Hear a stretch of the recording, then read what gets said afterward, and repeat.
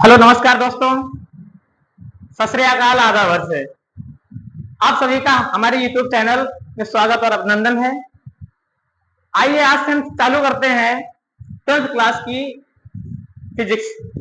UP board से 12th class की physics की जर्नी हम चालू कर रहे हैं और आपको इस जर्नी में हम एक तरह से इस तरह से स्ट्रेटजी के साथ भौतिक विज्ञान की तैयारी कराएंगे जिससे कि आप 90 प्लस स्कोर कर सको।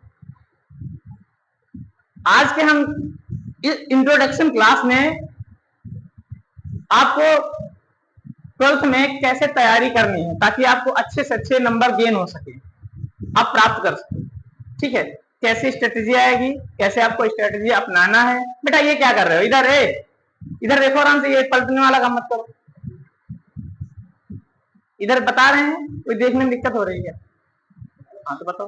ठीक है, तो जो है आपको हम क्या कह रहे थे, आपको तरीका बताएंगे कि आपको कैसे पढ़ाई करनी है। ठीक है, स्ट्रेटजी बताएंगे कि आपको कैसे पढ़ाई करनी है और बोर्ड एग्जाम में पेपर कैसे आता है, कितने नंबर का क्या आता है फिजिक्स में।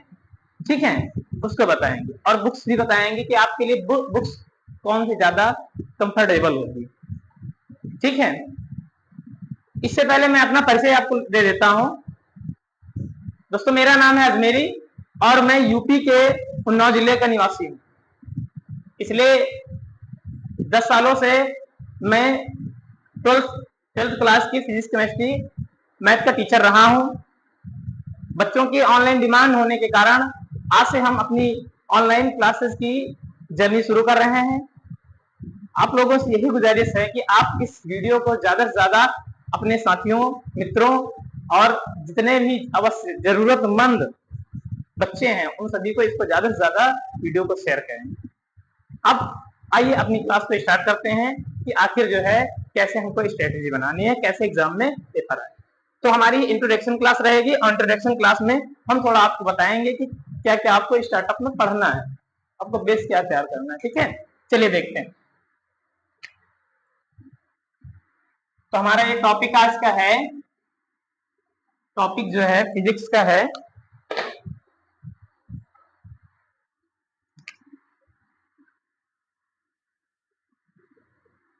फिजिक्स यानी कि भौतिक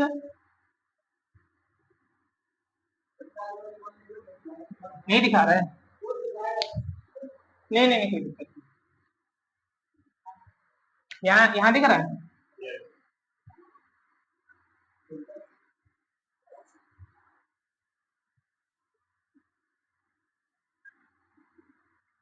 भौतिक विज्ञान है ना, इंग्लिश में क्या कहते हैं इसको,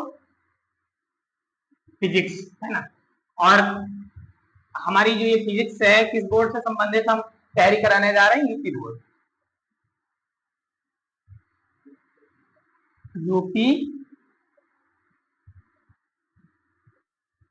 बोर्ड आपकी ये क्लास, ये जो एनसीईआरटी पे निर्भर रहेगी।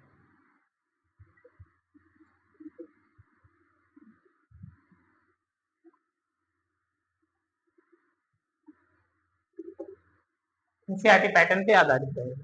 तो अब आपको हम पहले आपको इंट्रोड्यूस कराएंगे कि आखिर विज्ञान क्या है। ठीक है, और विज्ञान को आगे कितने भागों में बांटा गया है। तो दोस्तों अभी आज तक आप लोगों ने देखिए विज्ञान हमने जो पढ़ा है, अभी तक 8वीं तक हमने विज्ञान किस हिसाब से पढ़ा है, केवल विज्ञान पढ़ा है ना। 8वीं तक विज्ञान ही तो पढ़े हो आप। उसके बाद जब आप अगली क्लास में जाते हो, विज्ञान कितने भागों में टूट जाती है, 3 पार्टों में, है ना। विज्ञान आपकी कितने भागों में, तो आप हाई स्कूल में कितने विज्ञान पढ़े, 9th और 10th में कितने विज्ञान पढ़े हैं, कितने विज्ञान पढ़े हैं, 3, है ना। 3 क्या, एक फिजिक्स,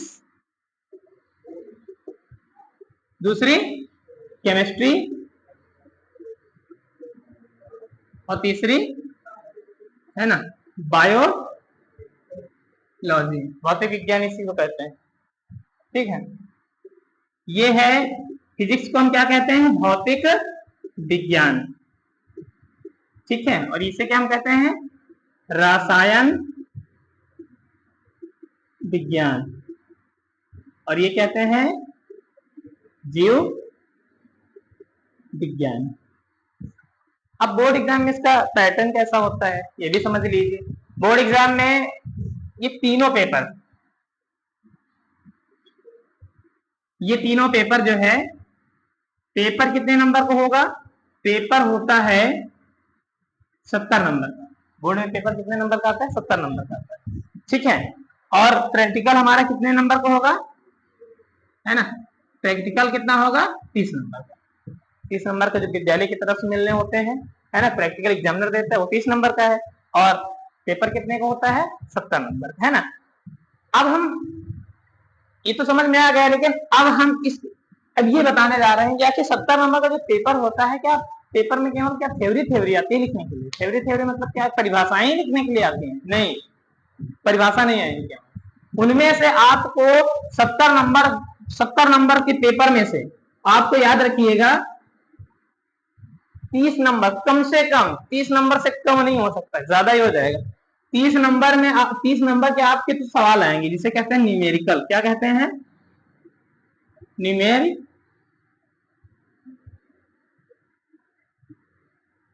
न्यूमेरिकल। आप हिंदी में इसको कहते हैं आंकिक, है ना, आंकिक प्रश्न।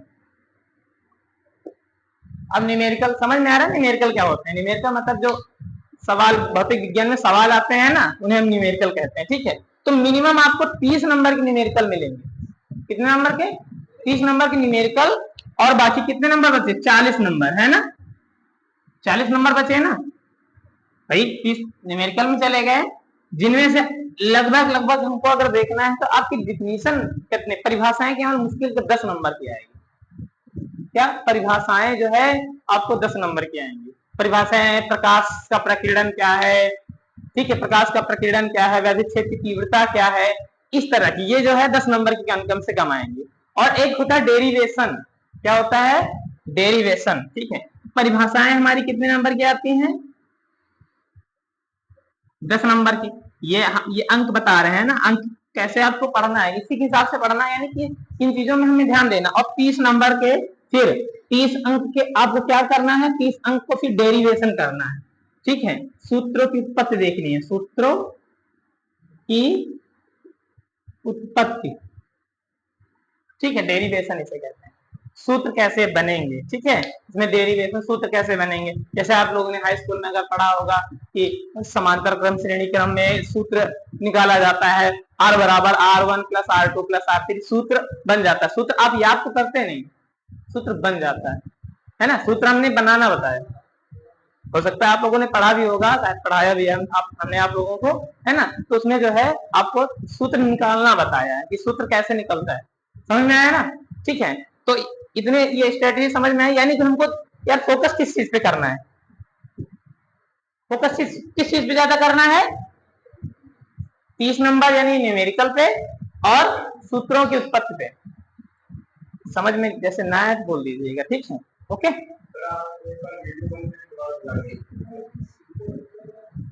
नहीं, ये समझ में नहीं आया।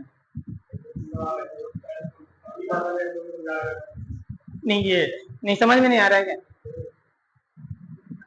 यार? ये मैंने केवल स्ट्रेटजी बताई है, इसमें कुछ को याद तो करना नहीं है, इसमें 10 बार तो समझाने की जरूरत है नहीं भाई। कोई टॉपिक तो है नहीं, टॉपिक हो तो मैं समझा दूं 2-3 बार।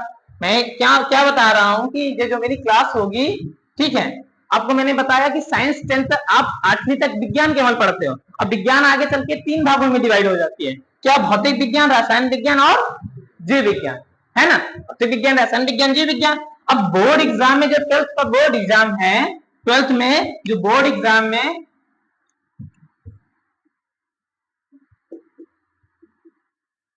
12th के बोर्ड एग्जाम में आपको यार करना क्या है? ये 3 भागों में डिवाइड हो गई।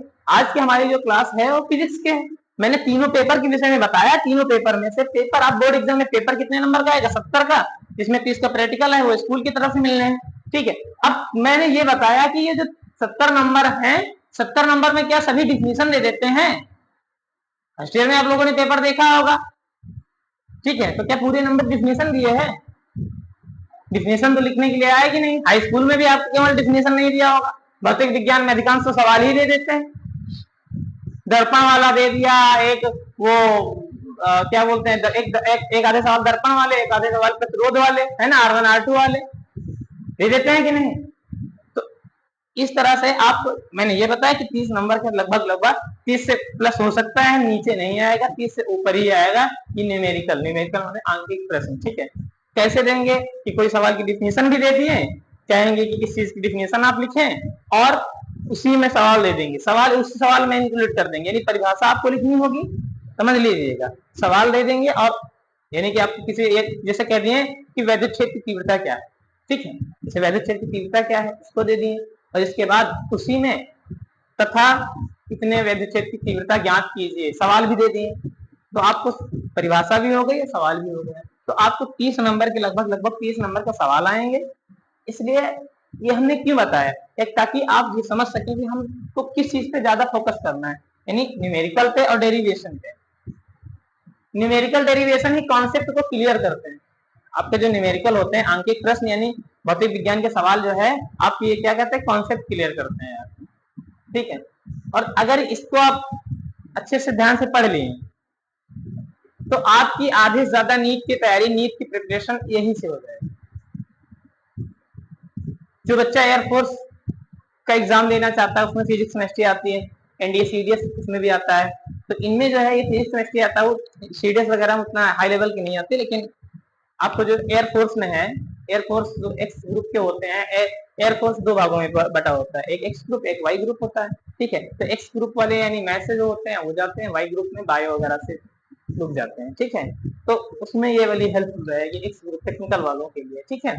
तो ये समझ में आ गया होगा। अब हम टॉपिक की ओर चलते हैं, ये तरीका समझ में आ गया है ना। अब आपको बुक्स क्या पढ़नी है, देखिए हमारे अब जो पैटर्न पहले क्या होता है, यूपी बोर्ड का सिलेबस अलग होता था, सीबीएसई बोर्ड का अलग होता था, लेकिन इस बार क्या हुआ, ठीक है, यूपी बोर्ड और यानी एनसीईआरटी पैटर्न लागू हुआ, हो गया ना, एनसीईआरटी पैटर्न सुना होगा, एनसीईआरटी पैटर्न लागू हो गया।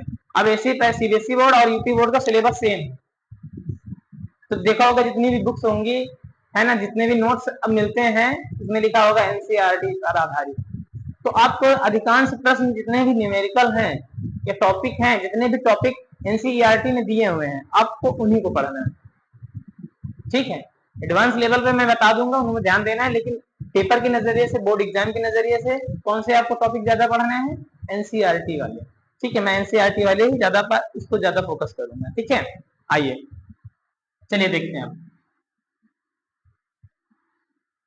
अब तो कोई डाउट नहीं है। बुक्स के लिए, आपको बुक्स के लिए बेहतर है, ठीक है, अगर किताब है आपके पास, किताब से आपकी प्रिपरेशन बहुत ज्यादा होगी, ठीक है, बहुत अच्छी हो जाएगी। और किताब कौन सी होनी चाहिए, कुमार मित्तल, ये बहुत ही बढ़िया है, इजी भाषा में सरल तरीके से लिखी गई है। अगर आप बुक्स मिल जाए तो बहुत ही बढ़िया है, नहीं तो मैं तो समझाऊंगा ही समझाऊंगा, आप नोट्स बना लीजिएगा। मैं नोट्स लिखवाऊंगा नहीं यार कि मैं यहाँ बोलूँ आप लोग लिखो, मैं समझा दूंगा नहीं, ठीक है, मैं समझा दूंगा, आप उसको समझ लीजिए, अपनी भाषा में घर से लिख के लाइए, ठीक है, जैसे आप अगली क्लासों में करते होंगे। रटने का कॉन्सेप्ट नहीं, आप समझेंगे, ठीक है।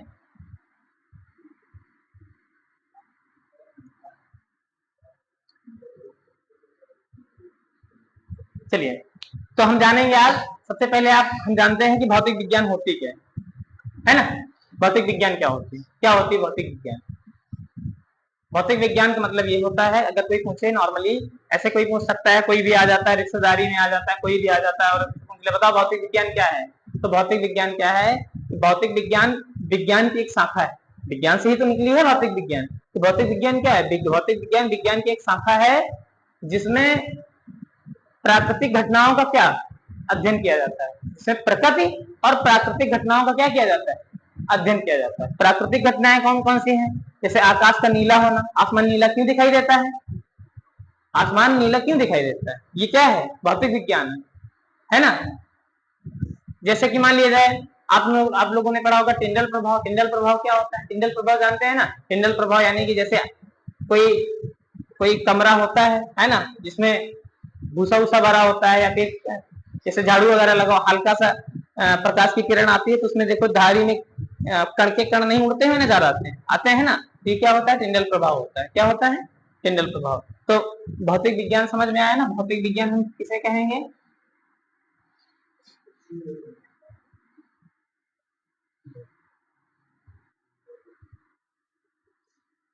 विज्ञान विज्ञान की वह शाखा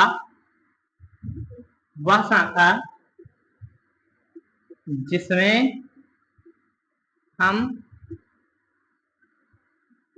प्रकृति एवं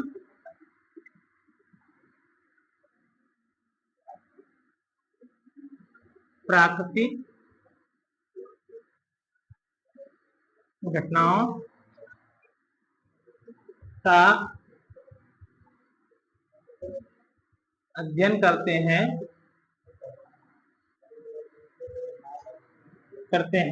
ठीक है। तो भौतिक विज्ञान क्या है? सीधे बैठ जाओ यार, 20 बार कहना पड़ रहा है तुमको, क्या दिक्कत है? समझ में नहीं आ रहा है क्या? ये तो क्या दिक्कत क्या है? तो ढंग से बैठ जाए, पढ़ लो फिर।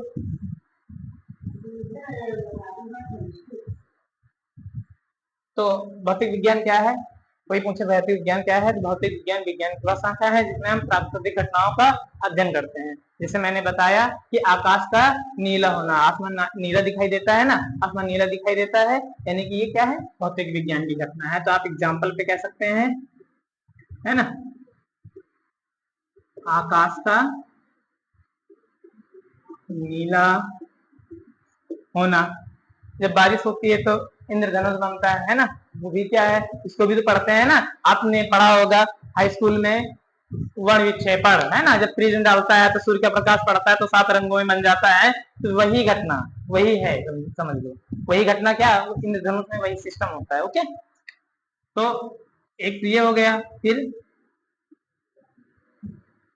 इंद्र धनुष का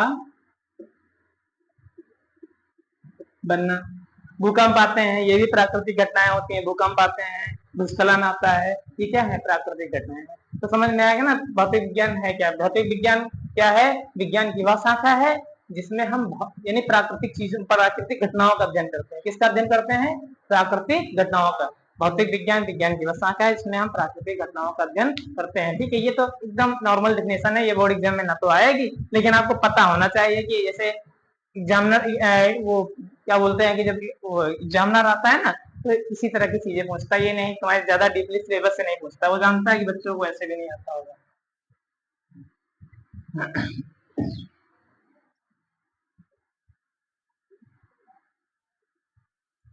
अब जो है देखो, कुछ चीजें ऐसी होती हैं जो आपको बेसिकली पता होनी चाहिए, लेकिन क्या होता है किसी कारणवश, किसी की दिक्कत के वश जो है आपको चीजें नहीं पता होती। ठीक है, तो हम जो है आज से आपका 12वीं का टॉपिक नहीं चलेगा आज, या 2 दिन क्लास या 3 दिन, 1-2 दिन की क्लासें जो है आपको पिछली क्लास से संबंधित लेंगी, और ये पिछली क्लासें आपको क्या बहुत ही हेल्पफुल रहेंगी आगे वाली क्लासों के लिए। कुछ चीजें होती हैं जो आपको फर्स्ट ईयर में पढ़ा दी जाती हैं और इंटर में भी पूछी जाती हैं। उनमें से एक टॉपिक है आपका, उनमें से 2-3 टॉपिक मैं बता रहा हूं। एक एग्जाम में अधिकतर पूछता है, बोर्ड एग्जाम में आता है राशि, भौतिक राशि, भौतिक राशि। अब भौतिक राशि में आपको 2 टाइप के होते हैं, एक सदिश राशि होती है, एक होती है अदिश राशि। कौन सी? एक सदिश होती है, एक अदिश राशि होती है। अब सदिश की अदिश क्या होता है आपको फर्स्ट ईयर में पढ़ाया जाएगा, इसमें नहीं पढ़ाया जाएगा। कोई एक राशि दे देंगे और कहेंगे बताओ ये अदिश राशि है कि सदिश राशि।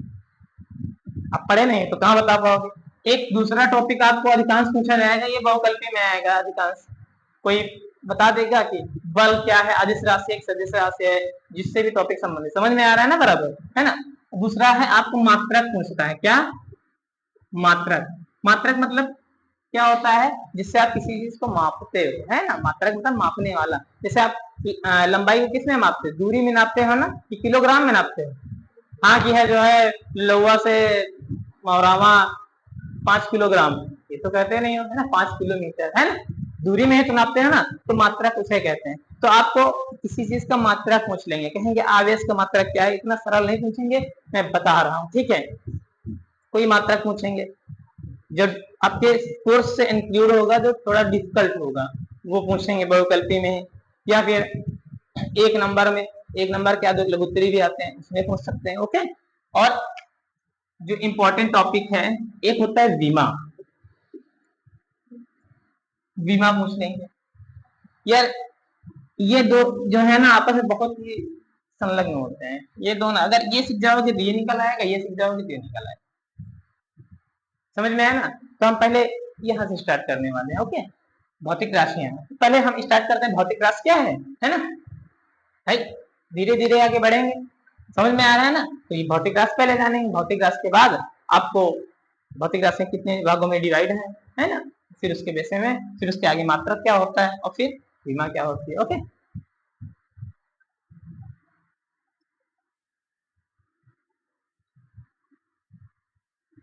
देखो भौतिक राशि किसे कहते हैं आप ओरल में समझ लो। भौतिक राशि वे राशियां होती हैं जो भौतिक घटनाओं के अध्ययन के लिए सहायक होती हैं। भौतिक विज्ञान का हम जैसे अध्ययन करेंगे तो कुछ चीजों की जरूरत पड़ती है, तो जिन राशियों की जरूरत पड़ती है भौतिक विज्ञान का अध्ययन करने के लिए, जिन राशियों की जरूरत पड़ती है उसे हम क्या कहते हैं? भौतिक राशियां। क्या कहते हैं?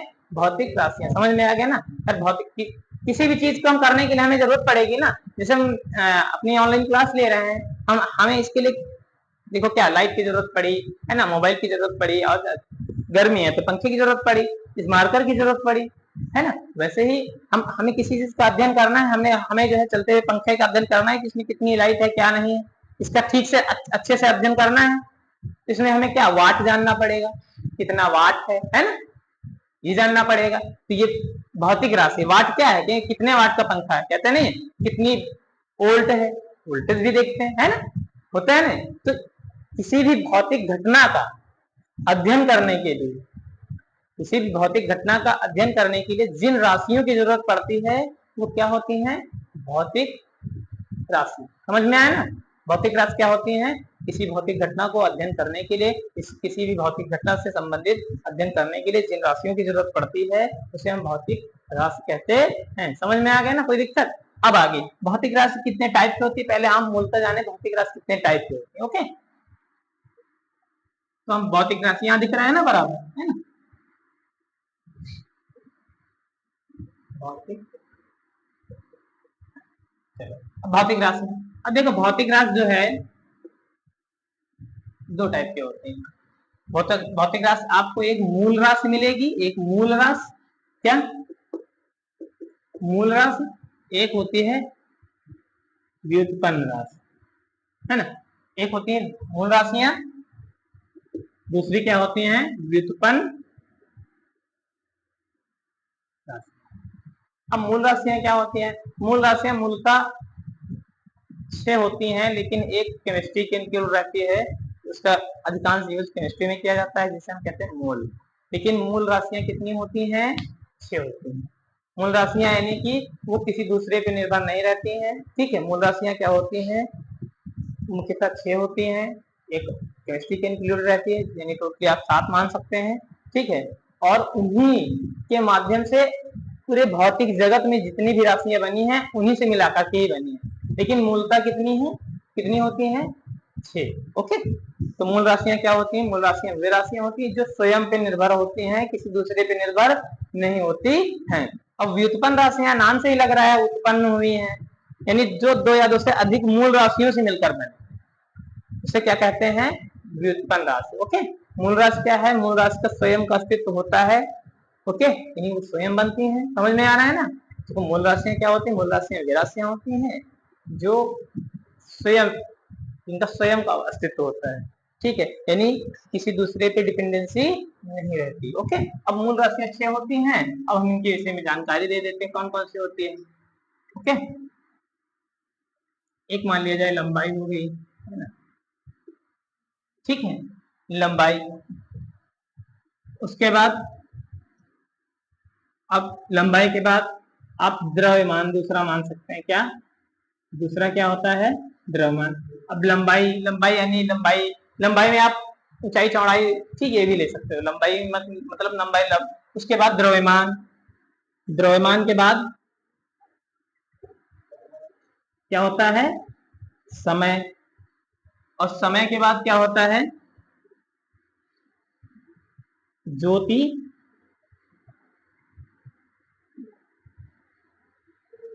तीव्रता, और क्या होता है ताप, और क्या होता है धारा, क्या होता है धारा, और एक यहां तक दिख रहा है ना, यहां पर दिख रहा है उसमें, ठीक है। तो एक होता है मोल। ओके, ये क्या ये क्या है हमारा, ये समझो ये मूल राशियां होती हैं। अब देखो मूल राशियों, अब इनको नापने के लिए भी जरूरत पड़ती है। अब इसको सिंबल कैसे, लंबाई, अब ये क्या होता है, अब इनको किसी भी मूल राशि को नापने के लिए जिस पैमाने की जरूरत पड़ती है उसे हम क्या कहते हैं, मात्रक कहते हैं। क्या कहते हैं, है ना, मात्रक। अब समझ लो मात्रक। अब इसको मापने के लिए हमें जिसकी जरूरत पड़ेगी वो क्या होगा, मात्रक होगा। ओके, मात्रक। अब जैसे लंबाई को हम किसमें मापते हैं, मीटर में। लंबाई का मात्रक क्या हो जाएगा, मीटर हो जाएगा। क्या हो जाएगा, लंबाई का मात्रक हमारा मीटर हो जाएगा। उसी तरह से द्रव्यमान, द्रव्यमान को किसमें मापते हैं, द्रव्यमान को किलोग्राम में, है ना, किलोग्राम में किसमें मापते हैं, तो कोई चीज किलोग्राम ही तो होता है ना, तो आप किग्रा लिख दिए या फिर आप टोटली लिख दो किलो ग्राम में। समय, समय को हम किसमें मापते हैं, समय को सेकंड में मापा जाता है। किसमें, याद रखिएगा, अगर ये रोल जाओगे तो आपको बाकी चीजें जो विमा है, मात्रक, बाकी अन्य चीजों को निकाल नहीं पाओगे। ये कंफर्म बता रहा हूं, इसलिए इसको जरूर ध्यान दीजिएगा। समझ में आया ना। आप लंबाई, अब लंबाई, अब ये मत पूछना कि ऊंचाई का मात्रक क्या होगा यार, लंबाई को भी मीटर में नापोगे, ऊंचाई को भी तो मीटर में नापोगे ना। ये तो है नहीं कि उसको धारा में नापोगे, नहीं, ऊंचाई को धारा में हम नापेंगे, है ना। लंबाई, चौड़ाई, ऊंचाई, गहराई, है ना, दूरी, ये सब किसमें नापते हैं, मीटर में तो नापते हैं, मीटर, किलोमीटर, वो तो अलग अलग पैमाने होते हैं। ज्योति तीव्रता, ज्योति तीव्रता यानी प्रकाश की डेंसिटी होती है, ठीक है, तो उसको हम किसमें मापते हैं, कैंडेला में। किसमें, ओके। और एक होता है हमारा तापमान, तापमान को किसमें मापते हैं, केल्विन में। किसमें मापते हैं, यानी, ओके। और धारा को किसमें मापते हैं, एम्पियर में। किसमें मापते हैं, एम्पियर में। और मोल को, ये पदार्थ की मात्रा होता है, यहाँ पे होता है पदार्थ की मात्रा, पदार्थ की मात्रा किसमें मापते हैं, मोल में। किसमें मापते हैं, मोल में। ओके, अब ये समझ लीजिए इसको हम दर्शाते कैसे हैं। अब किसकी, इनकी विमा क्या होती है, विमा का मतलब होता है कि किसी भी, समझ लीजिए, बाद में लिख लेना यार, है ना, बाद में लिख लीजिएगा, पहले आप समझ लीजिएगा। इतना समझ में आ गया ना, कोई दिक्कत तो नहीं किसी को, इतना समझ। देखो राशियां क्या होती है, मैंने बताया मूल राशियां, यानी ये किसी दूसरे पे अब निर्भर नहीं है, ये खुद की है ना, ये दूसरे पे निर्भर है। मूल राशियां, वे राशियां, ये डिफिनेशन तो नहीं आएगी, आप जान लीजिएगा कि मूल राशियां होती कितनी है। Okay okay. अब मूल राशियों को जिससे मापते हैं, किसी चीज को जिससे नापा जाता है, उसे हम क्या कहते हैं, मात्रक कहते हैं। ठीक है, हर एक मूल राशि का अलग अलग मात्रक होता है। जैसे लंबाई, चौड़ाई, ऊंचाई, है ना, दूरी, इनको मापने के लिए मीटर का यूज करते हैं, हर एक चीज मीटर में ही देते हैं। ओके। फिर द्रव्यमान, द्रव्यमान को हम किसमें नापते हैं, वजन को किसमें नापते हैं, किलोग्राम में। फिर उसके बाद अगला समय, समय को हम सेकेंड में मापते हैं। ओके, किसमें मापते हैं, सेकेंड में। यानी वैज्ञानिक तरीका है मात्रक। आप लंबाई, चौड़ाई, ऊंचाई को आप फुट में भी नाप सकते हैं। इसमें फुट में कोई नापता है, कोई सेंटीमीटर में नापता है, कोई इंच में नापेगा, ये नाप सकते हैं ना। लेकिन जो वैज्ञानिक पद्धति अपनाई गई पूरे अंतरराष्ट्रीय लेवल पे, अंतरराष्ट्रीय लेवल पे जो वैज्ञानिक पद्धति अपनाई गई कि आप ये मात्रक कहीं भी यूज करेंगे तो चलेगा, सब देश के लोग समझेंगे। लेकिन जैसे कि बात है, फुट यहाँ पे हमने लिख दिया, लेकिन हम फुट सऊदी में लिखेंगे जाके, तो हो सकता है वहां पे वो ना समझे इस बात को, समझ जाएंगे, ऐसी बात नहीं। एक्सपर्ट रहते हैं आप, सऊदी यानी कि बड़ा मतलब एक संपन्न देश है, संपन्न देश है, तो यानी कि वहां पे इतने अच्छे अच्छे वैज्ञानिक वगैरह, तो ऐसी बात तो होंगे ही, ये तो जानते ही, जान ही जाएंगे खुद क्या होता है। लेकिन मैं बात बता रहा हूँ कि हर एक देश की अपनी पद्धति होती है। जैसे अपने यहाँ क्या रुपया चलता है, तो हर एक देश में अलग अलग मात्रक के वो चलते हैं, लेकिन वैज्ञानिकों ने एक सिस्टम बनाया कि चलो एक ऐसा सिस्टम बनाया जाए जिससे ये देश का सिस्टम ना रहे, पूरे वर्ल्ड में कहीं भी नाम ले लो तो सब लोग समझ जाएं, ठीक है। इसलिए हम उन पैमाने, उन मीटर पैमानों को बता रहे हैं। तो लंबाई किसमें मापते हैं? मीटर में। द्रव्यमान को किसमें मापते हैं? किलोग्राम में। समय को सेकंड में। ज्योति तीव्रता को कैंडिला में, ओके। तापमान को केल्विन में, तापमान कितना टेम्परेचर है वगैरह है ना, केल्विन बोलते हैं, ओके। और उसके बाद धारा को किसमें मापते हैं? एम्पियर में, यानी बिजली। पदार्थ की मात्रा को मोल में। अब इनकी विमाएं होती हैं, क्या होती हैं? इनकी विमाएं होती हैं, समझ में आ गया ना। अब इनकी विमा क्या होती है? विमा का मतलब होता है किसी भी भौतिक राशि को उसके प्रतीक चिन्हों में लिखना, यानी अंग्रेजी में उनके प्रतीक चिन्ह होते हैं हर एक चीज की। तो याद रखिएगा, हर एक इनकी भौतिक विमाएं भी होती हैं। क्या होती हैं? इनकी विमा, हर एक चीज की विमा। जैसे अब इसकी विमा क्या होती है? देखो, ये इंपॉर्टेंट है। मैं जब कल की क्लास लूंगा तो आपको मैं विमा निकालना ही बताऊंगा, विमा और मात्रक निकालना बताऊंगा, ठीक है। और न्यूमेरिकल में सेंटीमीटर को मीटर, मीटर में ये कैसे हम चेंज करेंगे इसके। सबसे पहला जो है लंबाई। लंबाई की विमा क्या होती है? आपको लंबाई की विमा एल होती है। क्या होते हैं? अब लंबाई की ही नहीं लिखना है आपको, ऊंचाई चौड़ाई सभी की, जब कभी भी आ जाए, दूरी उरी सब। अब विमा इसकी क्या लिखेंगे? एल लिखेंगे, ओके। समझ में आया ना दिक्कत? ठीक है। उसके बाद किलोग्राम, किलोग्राम की विमा हम क्या लिखेंगे? एम। किलोग्राम की विमा एम होता है, ठीक है। समय की विमा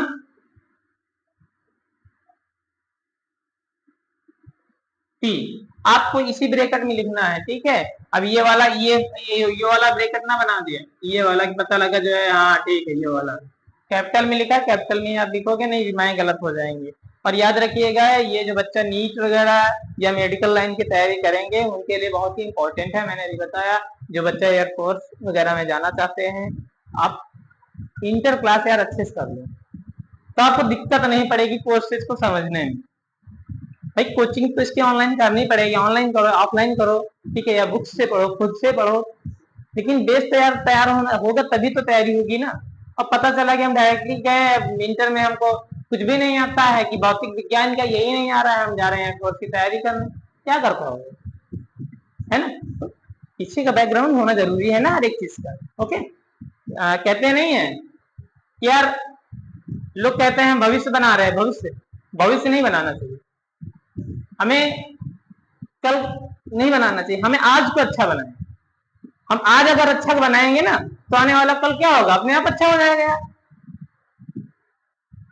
अगर हम आज अच्छा कर रहे हैं, जैसे हमने आज अच्छे से पढ़ा, तो कल क्या होगा? अपने आप अच्छा हो जाएगा। भाई आज हमने जो टॉपिक पढ़ा, कल अपने आप अच्छे, भाई कल का टॉपिक आराम से समझ में आ जाएगा। हम जब अपना आज ही वर्तमान अच्छा नहीं करेंगे तो भविष्य कैसे अच्छा होगा? इसलिए हमें कोशिश करनी चाहिए, हमें भविष्य की चिंता नहीं करनी चाहिए, हमें वर्तमान की चिंता करनी चाहिए, है ना। तो आइए देखते हैं। तो समय का मात्रा क्या होता है? समय का मात्रा क्या होता है ना, टी। समय का मात्रक सेकेंड होता है, विमा टी होती है, ओके।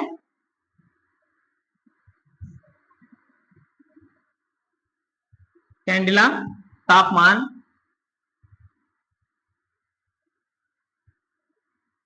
तापमान का मात्रक केल्विन, यानी थीटा से थीटा को दर्शाते हैं, ठीक है। धारा को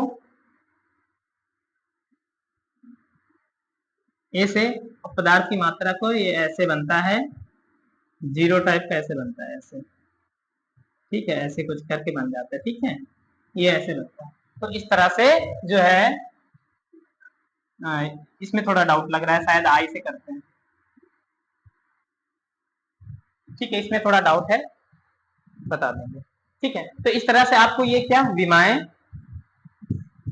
और क्या बताना है? विमाएं हमने बता दी, पहले बात मूल राशियां क्या होती है ये बता दिया, मूल राशियों के लिए मात्रक क्या होते हैं ये बता दिया, ठीक है। अब इनकी विमा क्या होती है ये हमने बता दिया, ठीक है। और इसके बाद हम बताने जा रहे हैं पॉजिटिव। तो देखिए क्या जो तीव्रता क्या होता है, जो तीव्रता का मतलब होता है कैंडेला मात्रक होता है और उसकी विमा क्या होती है सी टी। ठीक है,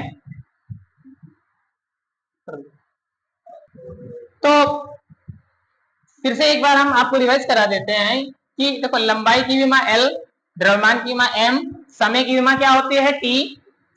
ओके, जो तीव्रता CD होती है, जो तीव्रता की क्या होती है CD। वैसे आपको यूज करने के लिए आएगी ही नहीं क्योंकि इसकी विमा अधिकांश ऊंची मिल जाती है। ओके, तापमान की विमा थीटा। ओके, और धारा की विमा क्या होती है ए एम्पियर। ओके, और पदार्थ की मोल आप इसको ये पूछेंगे नहीं। ओके, इसको इसका मात्रक मोल होता है और ये क्या इसको फाइव। हाँ, इसको अब देखो, अब ये मैंने बता दिया। अब हम डिस्कस करने वाले हैं व्युत्पन्न राशियां। मैंने मूल राशियां बता दी। ओके, अब व्युत्पन्न राशियां समझते हैं। व्युत्पन्न राशियां क्या होती है, चलिए।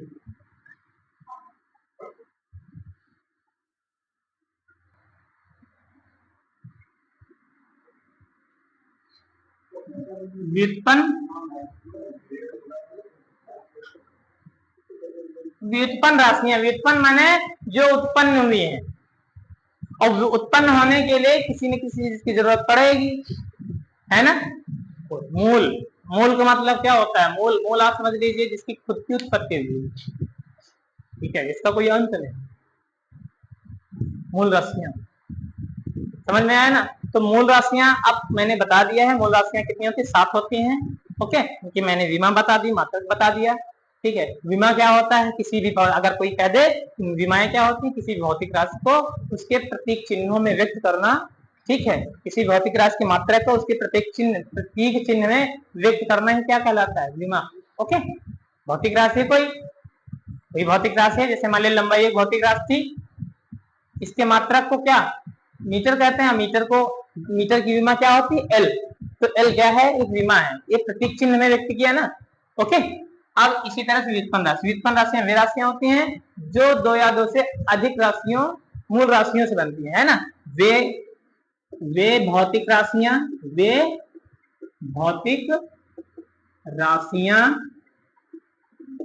जो 2 या 2 से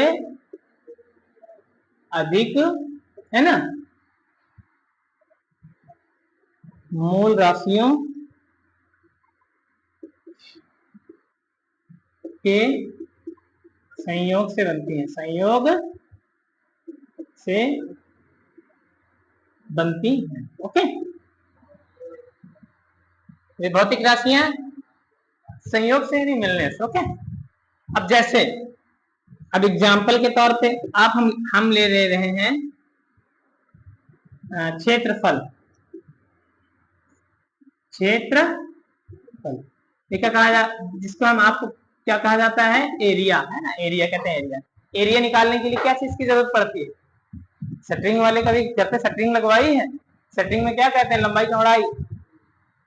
तो 2 राशियों की जरूरत पड़ी ना, लंबाई चौड़ाई, 2 चीजों की जरूरत पड़ी ना। तो हम लंबाई और चौड़ाई, ये क्या है, ये क्या हो गई हमारी व्युत्पन्न राशि हो गई। क्या है, व्युत्पन्न राशि। इसी तरह से जैसे हम वेग की बात करते हैं, किसकी बात करते हैं, वेग की। वेग का सूत्र क्या होता है, दूरी बटे समय, है ना, दूरी बटे समय। तो यार दूरी किस में मापते हैं, तो 2 चीजों की जरूरत पड़ी ना। देखो 2 चीजों की जरूरत पड़ेगी नहीं, 2 चीजों की जरूरत पड़ी, दूरी ये भी मूल राशि है, समय ये भी मूल राशि है, और ये क्या थी, व्युत्पन्न राशि थी। तो वेग क्या है, व्युत्पन्न राशि। वेग किन 2 मूल राशियों से मिलकर बना है, दूरी और समय। तो मैंने क्या बताया, व्युत्पन्न राशियां क्या होती हैं, वे राशियां जो 2 या 2 से अधिक राशियों के मिलने से बनती हैं। कौन सी, मूल राशियों से बनती हैं।